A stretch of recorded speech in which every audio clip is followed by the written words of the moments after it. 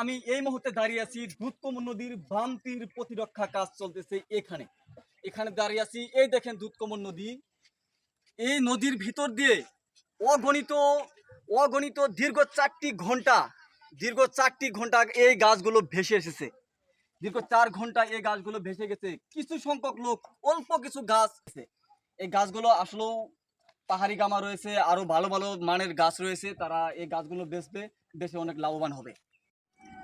গাছ ধরে খিস করা হলাম নি, যদি খালি নৌকায় না উঠলাম, ওই যে একটা খাম নিয়ে আসি নৌকাতে নিয়েছে না? পরে খাবে গেছি গা ভাইসে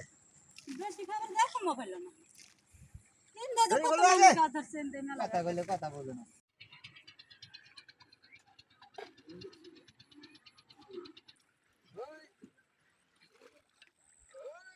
ওই যে ফেলা মারতে, ওই ফেলা